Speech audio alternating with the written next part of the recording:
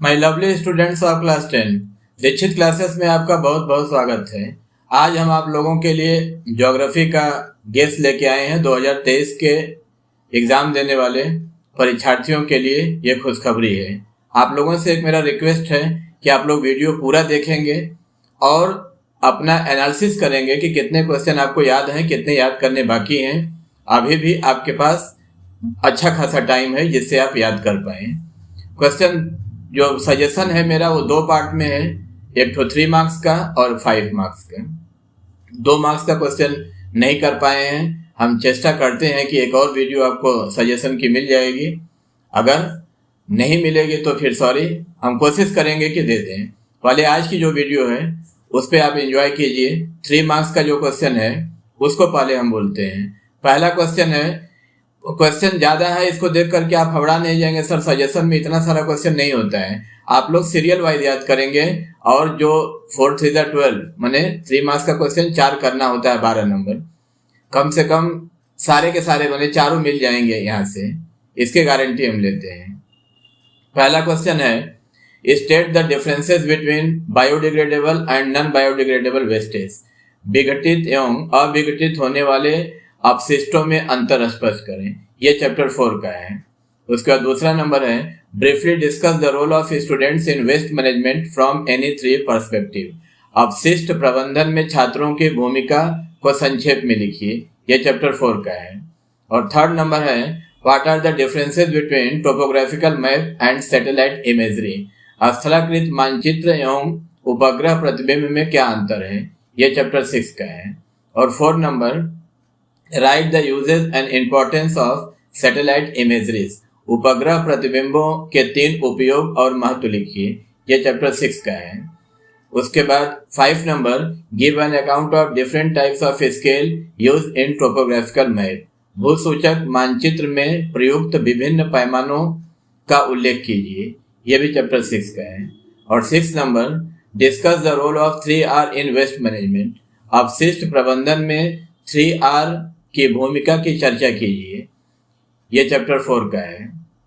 7 नंबर है, mention the impact या इफेक्ट, दोनों में से कुछ भी हो सकता है, of waste on Bhagirathi Hooghly rivers. Bhagirathi Hooghly नदियों पर अपशिष्ट के प्रभाव का उल्लेख कीजिए। यह भी चैप्टर 4 का है। और 8 नंबर है, state 3 main problems of urbanization in India. Bharat में नगरीकरण की 3 प्रमुख समस्याओं का विवरण दीजिए। यह चैप्टर 5 का है। Number 9, state 3 necessities of waste management. अपशिष्ट प्रबंधन की 3 आवश्यकताओं का वर्णन कीजिए। यह चैप्टर 4 का है। और 10 नंबर है, differentiate between drumlin and roche moutonnee. Drumlin और रॉस माउंटेनी में अंतर स्पष्ट कीजिए। यह चैप्टर 1 का है।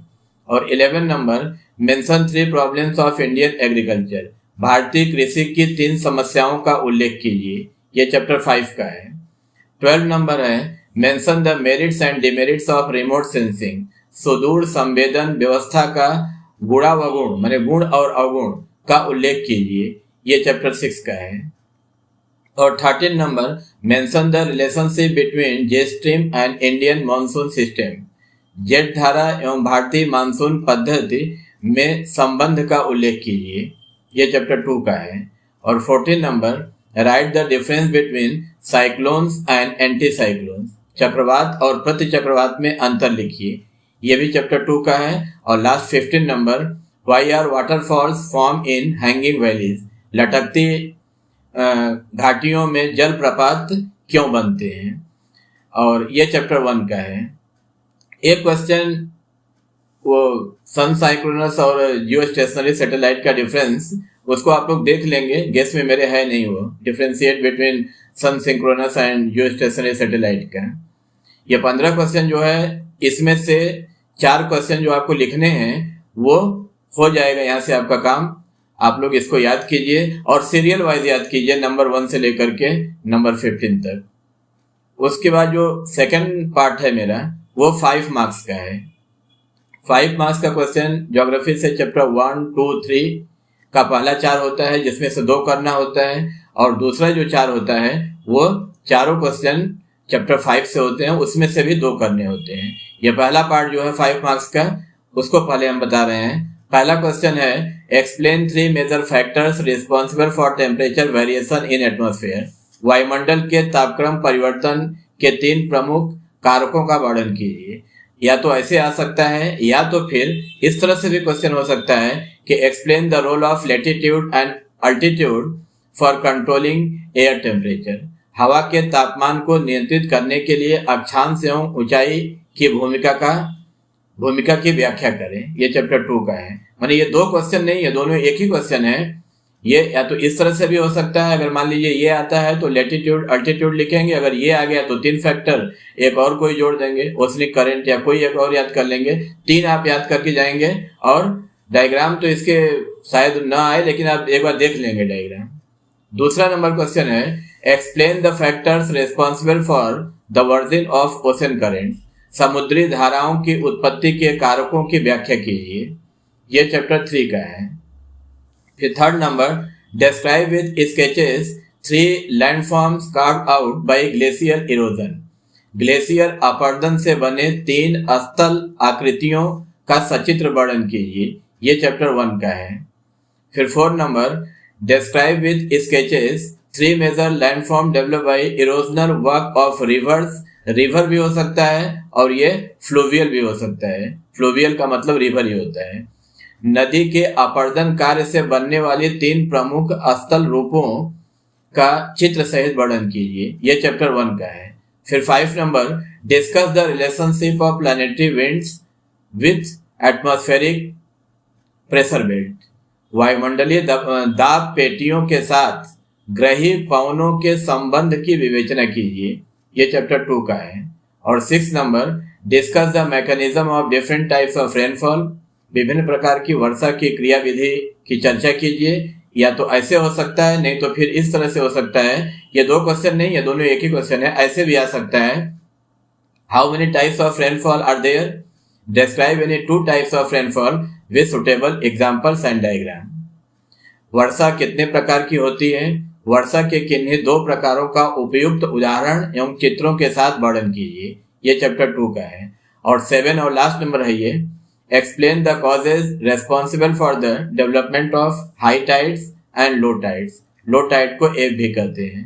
ज्वार भाटा के उत्पत्ति के कारणों की व्याख्या कीजिए। यह चैप्टर 3 का है। ये रहा मेरा 7 क्वेश्चन। इन 7 में से आपको 2 क्वेश्चन करने हैं, माने 4 वहां पे दिए रहेंगे जिसमें 2 करने हैं। ये 2 आप इसमें से कर पाएंगे, ये एकदम माने कंफर्म है। उसके बाद दूसरा पार्ट जो है इसमें भी 4 क्वेश्चन आपको मिलेंगे। ये चारों क्वेश्चन चैप्टर 5 से होते हैं। इसको भी आप सीरियल वाइज याद करेंगे, नंबर 1 नंबर 2 करके। पहला क्वेश्चन है discuss 5 reasons responsible for uneven distribution of population in India. Bharat में जनसंख्या के असमान वितरण के 5 प्रमुख कारणों का वर्णन कीजिए। और दूसरा नंबर है explain the major factors responsible for the development of cotton textile industry in western India. पश्चिमी भारत में सूती वस्त्र उद्योग अधिक विकसित क्यों है, वर्णन कीजिए। तीसरा नंबर है state the differences between physical characteristics of north and south Indian rivers. उत्तर और दक्षिण भारत की नदियों की भौतिक विशेषताओं में अंतर स्पष्ट कीजिए। अब भौतिक विशेषता अगर नहीं भी रहेगा, फिजिकल कैरेक्टरिस्टिक्स, तो भी आप अंतर स्पष्ट करेंगे, जो आप याद करके जाएंगे वही रहेगा। फिर 4 नंबर है give an account of favourable physical conditions required for cultivation of T in India. Bharat में चाय की खेती के लिए उपयुक्त भौतिक दशाओं का उल्लेख कीजिए। और 5 नंबर है state the favourable physical condition required for cultivation of wheat. गेहूं की कृषि के लिए अनुकूल प्राकृतिक परिस्थितियों का वर्णन कीजिए। और 6 नंबर है describe the effect of monsoon on Indian climate and public life. भारतीय जलवायु एवं जनजीवन पर मानसून के प्रभाव का वर्णन कीजिए। और 7 नंबर और आखिरी नंबर है ये give a brief account of the physiography of western Himalayas of India. Bharat के पश्चिमी हिमालय के भू प्रकृति का संक्षिप्त वर्णन कीजिए। ये 7 में से आपको 2 करने होते हैं, 4 दिए रहेंगे, 2 करने होते हैं वो दोनों आप इसमें से कर पाएंगे। इसको भी आप सीरियल वाइज याद करेंगे, नंबर 1, नंबर 2, नंबर 3, नंबर 4। हमको लगता है कि यही चारों में आपका काम होने जाए, लेकिन आप लोग रिस्क नहीं लेंगे, ये 7 क्वेश्चन पढ़ के जाएंगे। फिर मिलते हैं अगले वीडियो में और हिस्ट्री के सजेशन के साथ, और हम ज्योग्राफी का एक और सजेशन देने की चेष्टा करेंगे आप लोगों को। आप तब तक वीडियो को एंजॉय कीजिए। आपका बहुत बहुत धन्यवाद। आप सभी लोगों का एग्ज़ाम बहुत अच्छा जाए, इसके लिए हम ईश्वर से दुआ करते हैं। अनेक अनेक धन्यवाद।